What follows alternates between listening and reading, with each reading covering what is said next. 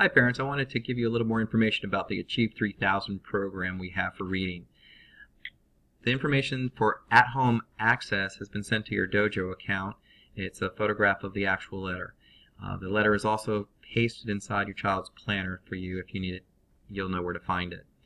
The Achieve 3000 program letter will show you the website address that you'll need to put in. You can go ahead and type that in. You'll come to this website right here, where you'll enter in the username and the password. And at this point you can go ahead and log in. I'm going to use a former student's account so that you can actually see the same kind of view that you'll see at your house.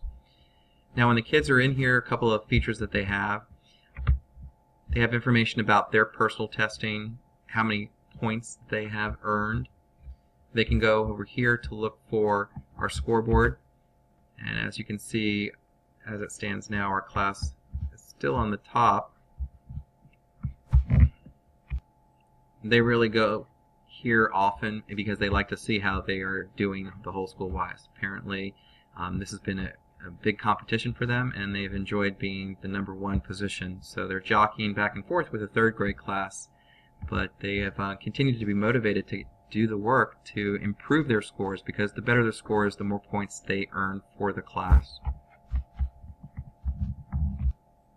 Now for the at-home focus, I've instructed them and told them that they're going to be looking for activities in their mailbox.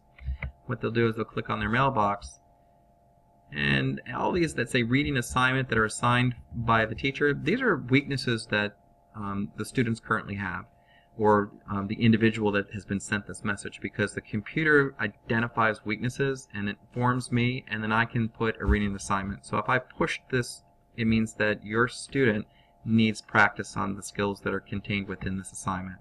When they click on the reading assignment, it'll basically tell them where to go. Here are 2 practice articles that they could go to.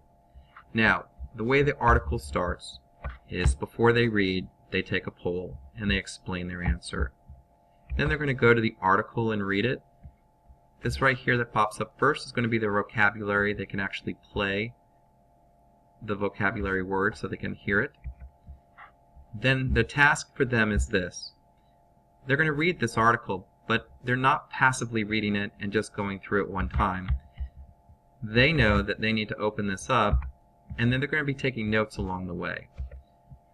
If they have a question about something that they read up there, this is where they're going to put that. Does it make them wonder about something? This is where they're going to put that. They need to think about these, and we've broken it down to it's pretty much every paragraph, because you never know what fact is going to pop up.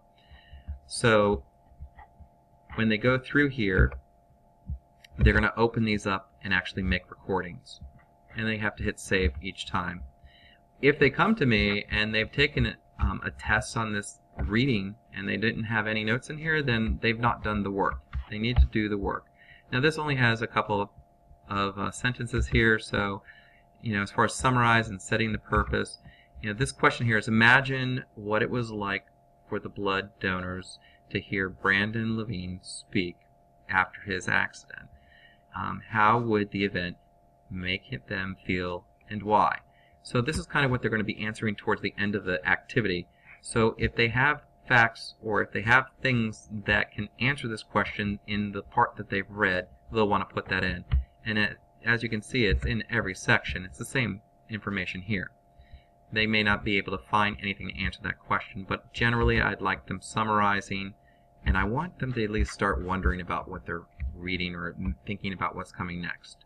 So if your child's not filling these boxes out when you expand them, then they're not doing the work, and they know that. So the first thing I ask them when they come back with their activity, which is the next tab, the activity is actually the questions, and these are the questions that the children need to be getting 75%. They get 2 shots at them, and there's 2 scores, the first score and the second score. The first score is a score that needs to be 75% or higher. And right now we're shooting for 88 and 100% because the kids are really learning how to go back to find the information.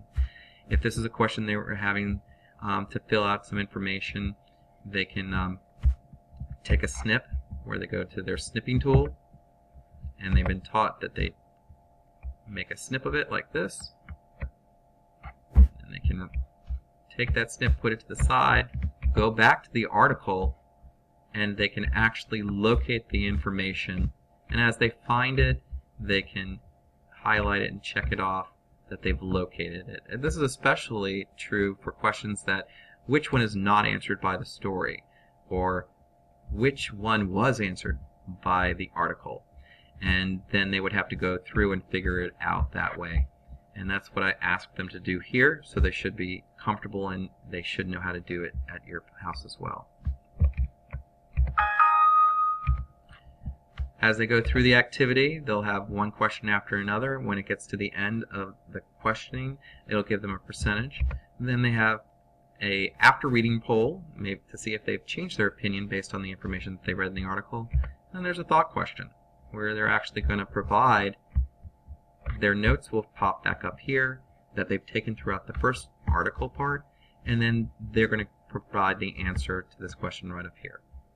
Now, the next part that we have in here, so you know it's there, I'm not always pushing them to do the poll results or the math. Usually there's something lighter and more interesting. But I do like them to do the stretch article.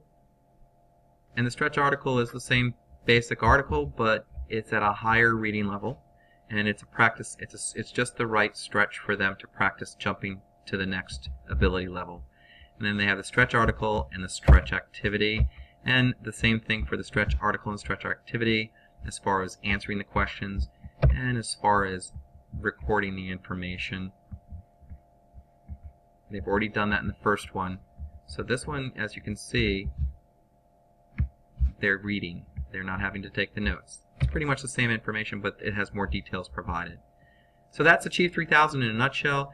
It is a fantastic resource. It is showing progress for your children. The children who are reading a lot at home are jumping even more. This program is going to be excellent training for their SOLs. It really presents questions to them to where they have to think and they have to go back and find their answers, which is pretty much the same thing we're teaching them to look for in the SOL type questioning. So good luck. If you have any questions, let me know. I'll be happy to answer them.